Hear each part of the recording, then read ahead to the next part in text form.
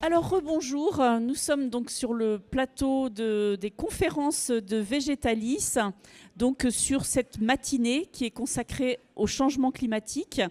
Et nous recevons Xavier Thévenot, donc directeur adjoint de Syngenta. Bonjour.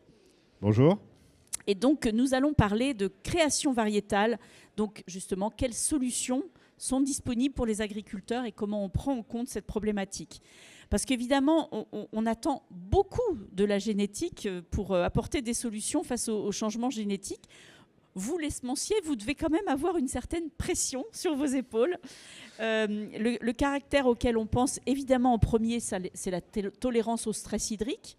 On l'a vu ce matin dans les simulations, dans les modélisations qui sont faites. C'est quand même ce critère-là qui vient en premier. Mais il y en a d'autres. Donc peut-être que tout d'abord vous pourrez nous lister un peu les conséquences du changement climatique auxquelles la sélection variétale peut apporter des solutions.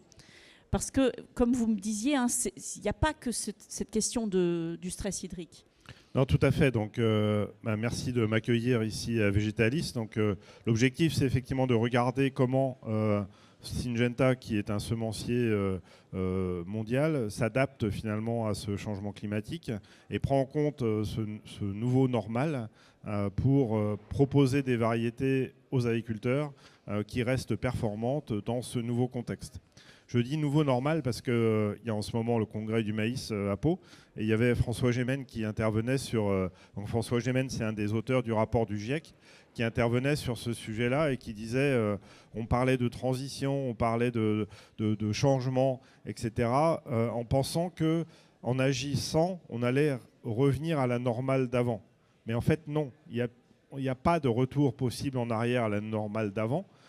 L'idée dans l'adaptation de l'agriculture, c'est de prendre en compte cette nouvelle normalité, de prendre en compte cette variabilité des températures, des précipitations, et de voir comment on peut s'adapter. Donc ça, c'est très important de se dire, voilà, le monde de demain, le monde dans lequel les agriculteurs vont vivre, il va être différent, et l'agriculteur va devoir s'adapter au fur et à mesure de l'évolution de ce changement climatique avec les conséquences qui sont imprévisibles. Là, ici, on est à Pau, on voit que l'herbe est bien verte, il a bien plu cette année. Par contre, quand on était là il y a 2 ans, le contexte n'était pas du tout le même et on avait plutôt une campagne quasi désertique, pas que à Pau, et on avait battu des records de température en France parce que je crois que la température avait atteint 45,6 degrés sur certaines vignes du sud-est, qui avaient d'ailleurs créé la mort physiologique de certains pieds de vigne. Donc cette nouvelle variabilité climatique, il va falloir qu'on s'y adapte en tant que créateur de semences, mais aussi en tant que pourvoyeur de solutions au-delà de la génétique à l'agriculteur. Donc dans le changement climatique, il y a 2 façons de s'adapter. Hein. Il y a l'adaptation au changement climatique et il y a l'atténuation des effets du changement climatique.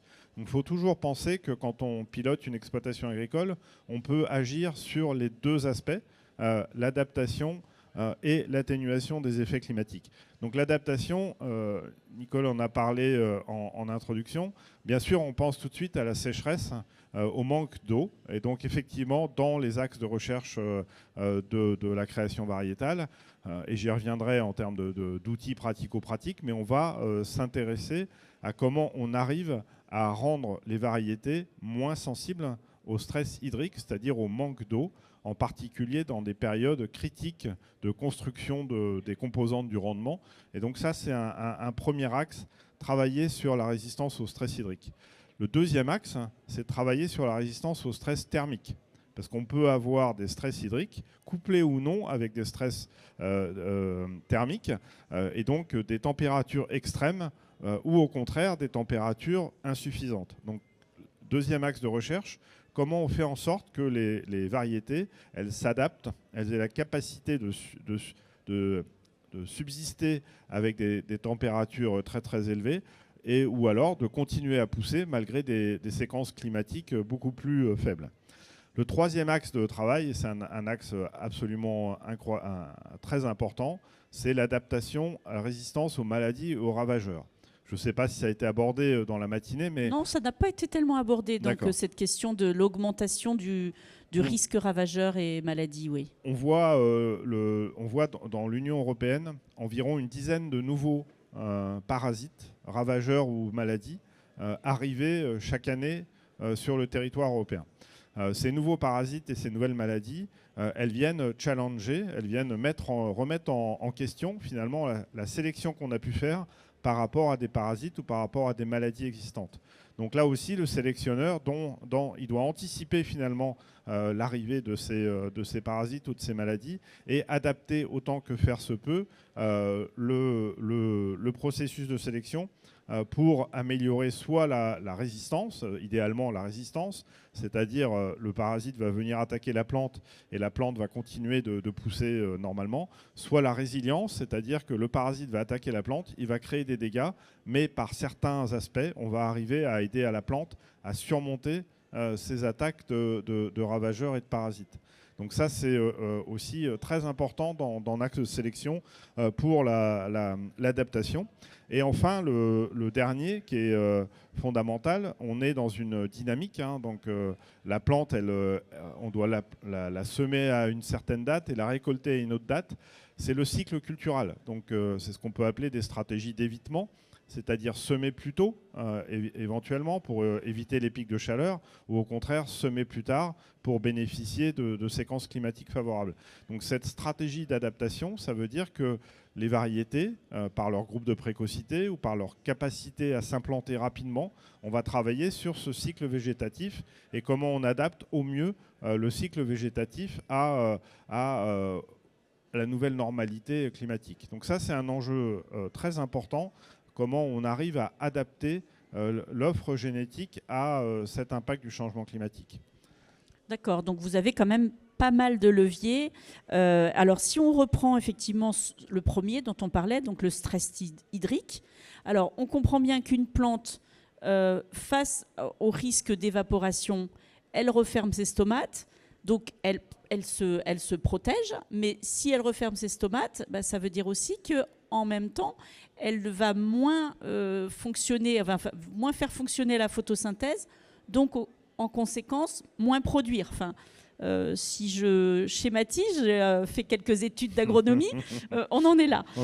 Donc, où en est aujourd'hui la recherche et est-ce que vous avez déjà des variétés sur le marché qui sont dans qui répondent déjà à cette problématique? Alors, il y a des axes de recherche au-delà de l'ouverture ou de la fermeture des stomates. Il y a des axes de recherche aussi sur l'exploration des racines, le système racinaire dans le sol, parce que on sait que plus l'enracinement est superficiel, plus la moindre variation en termes de disponibilité de l'eau va impacter l'efficience, enfin la capacité à la variété de la variété à produire. Ensuite, il y a l'efficience de l'eau, c'est-à-dire le peu d'eau qu'elle a, sa capacité à générer de la biomasse avec des petites quantités d'eau. Et puis le dernier élément, c'est être capable de produire le rendement attendu, même avec les stress hydriques. Donc, ah oui, d'accord. Là, on parle de solutions. Donc, vous m'emmenez sur le terrain des solutions. Les outils du sélectionneur aujourd'hui, si je parle dans le monde, ils disposent d'outils génétiques qu'on appelle éventuellement de la manipulation sous forme d'OGM. Donc on va chercher des gènes de résistance au stress hydrique dans d'autres espèces et on les incorpore. Cette possibilité-là, en Europe, elle est exclue. Donc maintenant, on est plutôt sur de la recherche de caractères d'intérêt et de l'introgression dans nos germplasmes pour... Mais un caractère sur la résistance au stress hydrique, on se dit le stress hydrique, c'est quand même quelque chose de très complexe, mais il existe quand même des gènes ou des occurrences qui répondent à cette problématique. Malheureusement pour le sélectionneur, en général, ce n'est pas un caractère, un gène, c'est multigénique. Donc du coup, il doit aller chercher 8, 9, 10 gènes dans le patrimoine génétique qui est disponible pour les intégrer dans le programme de sélection et pour pouvoir améliorer les choses. Il faut être conscient qu'on n'arrivera jamais même si ça a été communiqué dans les médias, on n'arrivera jamais à produire sans eau. Donc l'idée n'est pas de produire sans eau, l'idée est, en cas de stress hydrique, d'arriver à aider à la plante à perdre le moins de rendement possible. Elle en perdra quoi qu'il arrive, mais d'en perdre le moins de rendement possible. Éventuellement d'économiser un tour d'eau ou un demi-tour d'eau dans tout le programme d'irrigation quand on est en situation irriguée. Donc c'est ce travail-là qui est fait. Et nous, alors en Europe de l'Ouest, c'est pas encore tout à fait, on va dire, important, même si ça commence à l'être. Mais plus on descend dans des pays méditerranéens, plus effectivement la recherche de ces caractères de résistance au stress hydrique est tout à fait importante. D'accord. Et donc vous disiez, je vous ai coupé, mais donc sans OGM, on arrive quand même à travailler ces On arrive questions. par la sélection classique, oui, à trouver des poules de gènes issus de la famille du maïs par exemple, et les amener dans le germplasme qu'on utilise dans les programmes de sélection d'Europe de l'Ouest. Et puis on attend demain l'arrivée des nouvelles techniques de sélection, les NBT ou NGT, qui vont être aussi une nouvelle étape finalement dans la panoplie du sélectionneur pour arriver à ça. Alors déjà, sur la partie identification des gènes et introgression dans le germplasme, on a l'avantage aujourd'hui d'avoir des techniques de marquage moléculaire et d'identification, de traçabilité de ces gènes natifs, issus de la même espèce. Et donc ça, le gros progrès qui a été fait, l'apport de la technologie, c'est d'accélérer cette capacité à marquer le gène, identifier s'il a bien été transmis dans le patrimoine de la nouvelle variété, et puis d'accélérer cette stabilisation finalement de sa présence dans le pool variétal.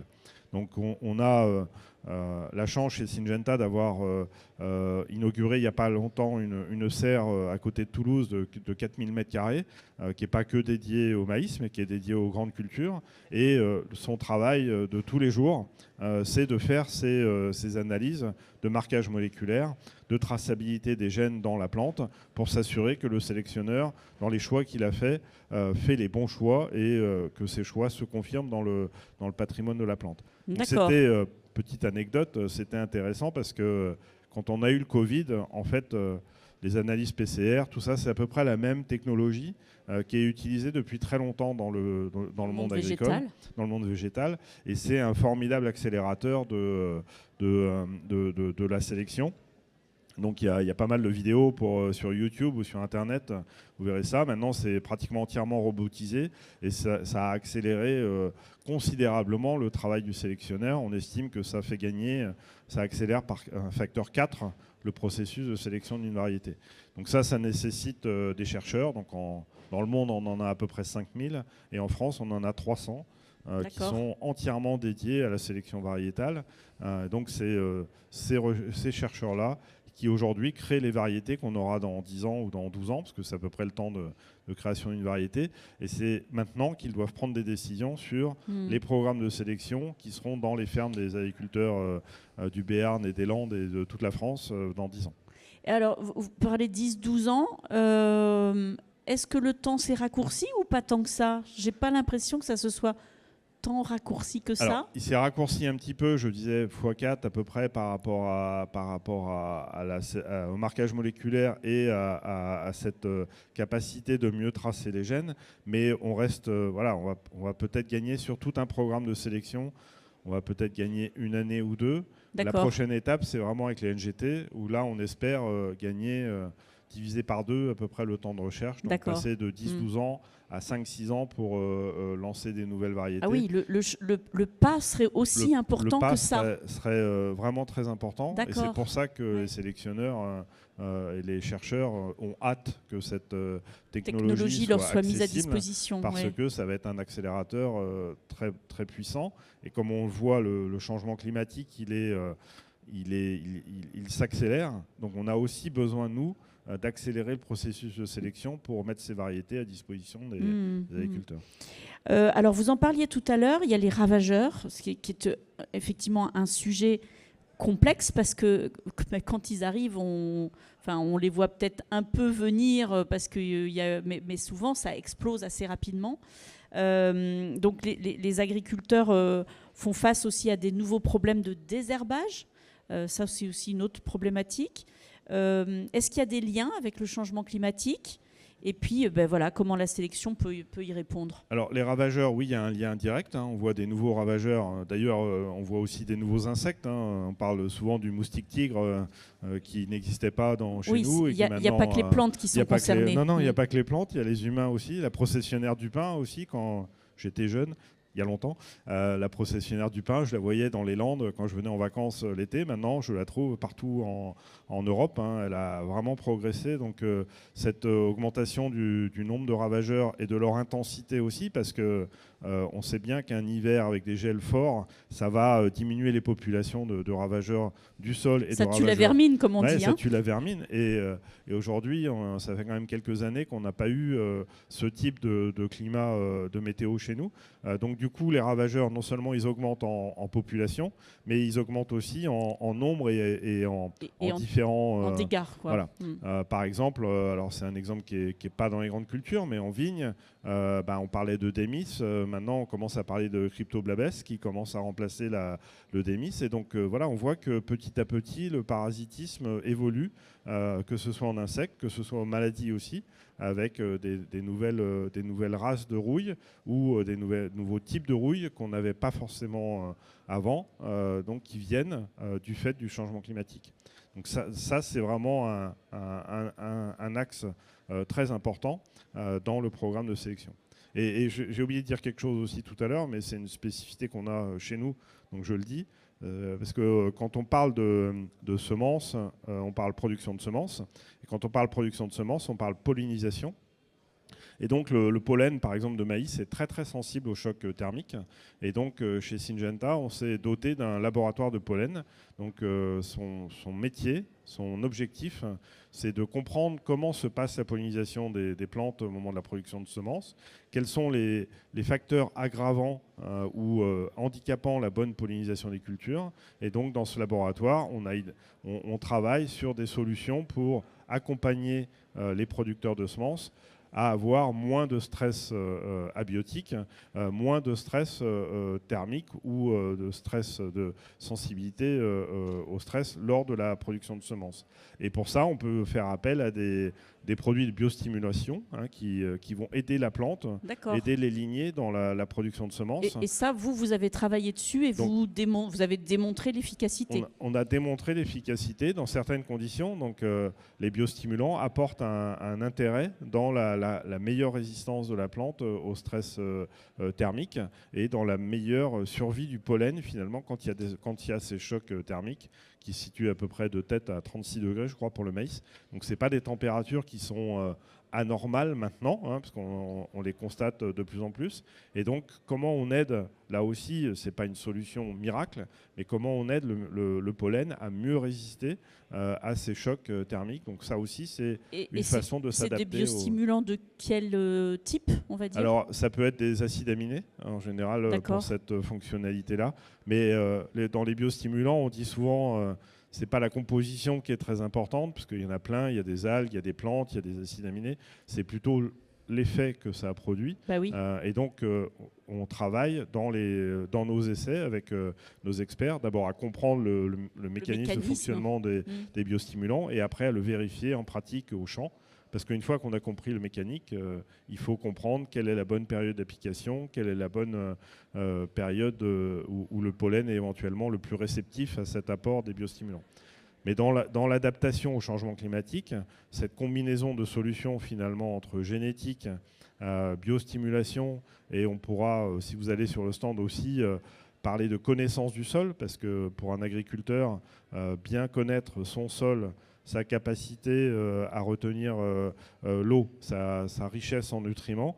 Donc on a sur le stand, là vous verrez un outil qui permet de mapper 28 couches de sol, 28 caractéristiques physiques de sol, et ce qui permet derrière de sortir des cartes de modulation. Alors des cartes de modulation de fertilisation, pas l'azote mais le reste, fertilisation du fond, mais aussi modulation du semis, donc adapter la densité de semis de plantes qu'on met à chaque mètre carré par rapport aux conditions du sol. Et aussi, ça permet de suivre l'évolution du carbone dans le sol. Alors pourquoi je parle du carbone? Parce qu'on a parlé d'adaptation après dans l'atténuation. Le rôle de l'agriculture, il est absolument fondamental. C'est comment on arrive à atténuer les effets du changement climatique. Et donc, ça passe par un meilleur stockage du carbone dans le sol.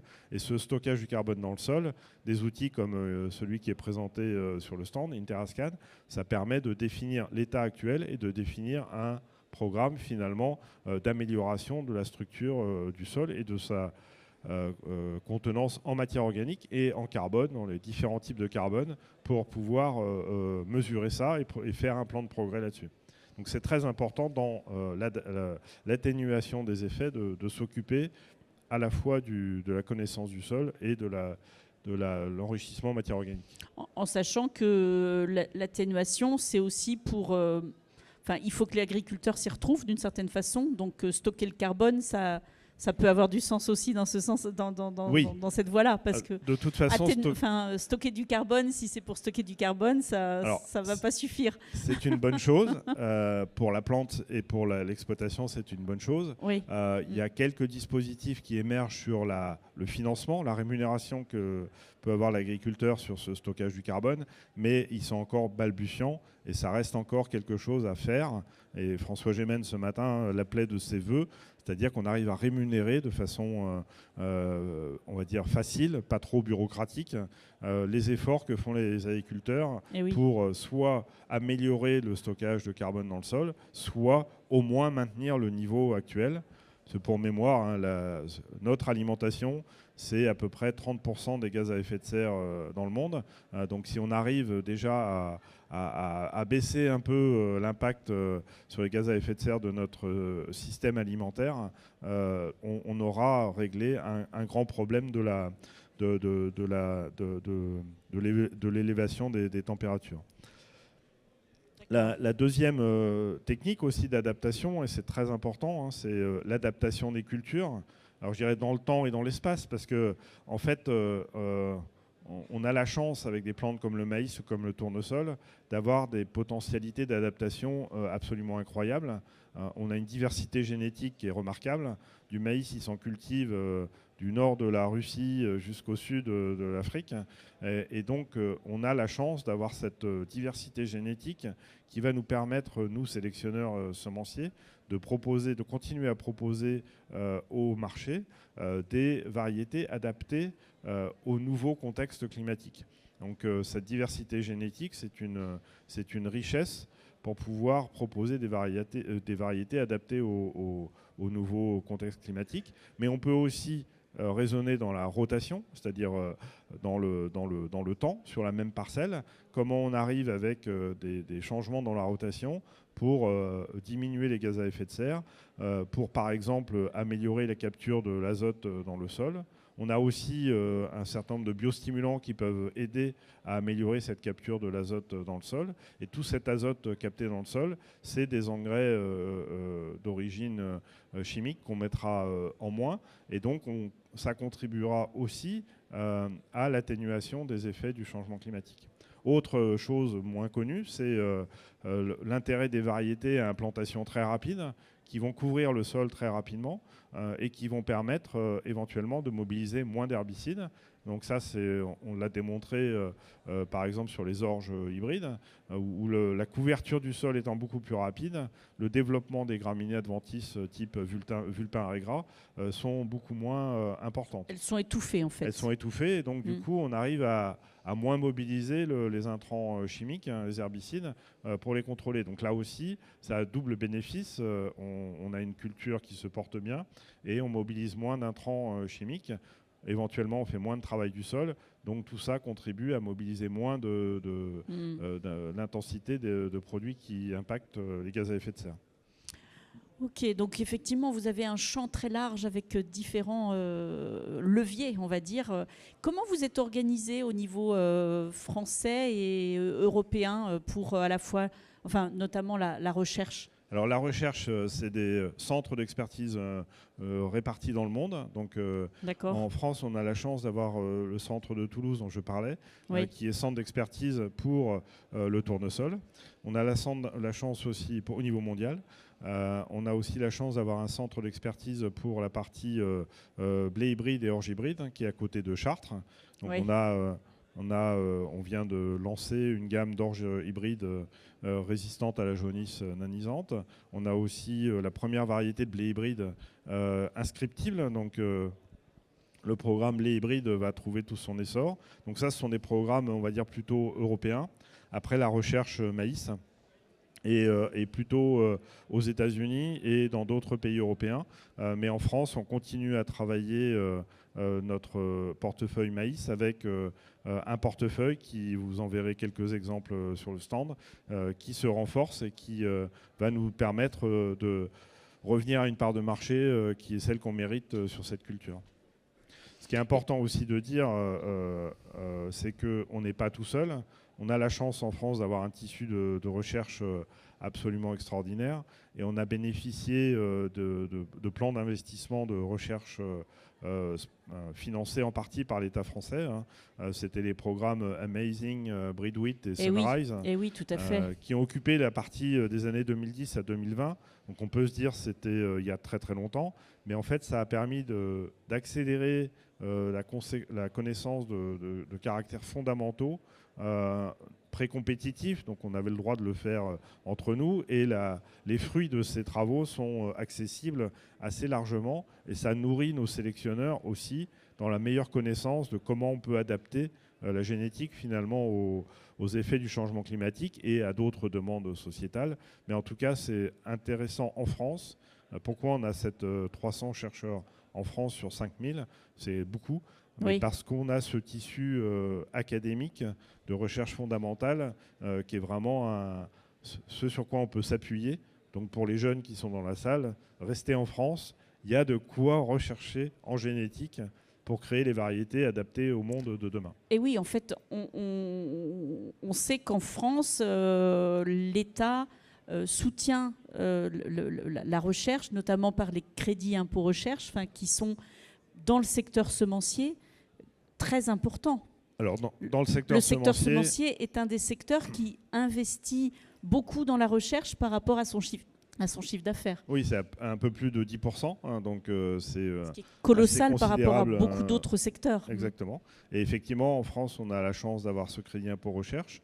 Il y a d'autres dispositifs dans d'autres pays, mais ça veut dire quoi, en gros, que quand on dépense 2 euros de recherche, on a un crédit d'impôt recherche sur à peu près 1 euro, donc c'est un mécanisme très intéressant. Et c'est pour ça qu'on a ce tissu de chercheurs en France, et à la fois de la recherche publique et de la recherche privée, grâce à ce crédit impôt recherche, dont on appelle sa pérennité de tous nos voeux, parce que c'est un facteur d'attractivité, de compétitivité très important pour l'agriculture française. Voilà, il faut le dire aussi quand il y a des choses qui marchent. Exactement, et on le dit, et on le répète. Très bien, écoutez, merci beaucoup pour toutes ces informations, Xavier Thévenot. Alors, je vais passer à la phase des questions. Est-ce qu'il y a des questions dans la salle ? Non, je ne vois pas de main qui se lève.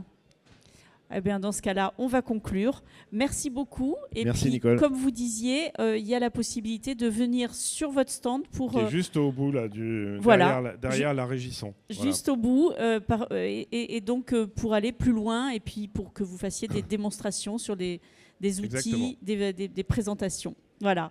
Merci, à vous. Et bien, bon salon.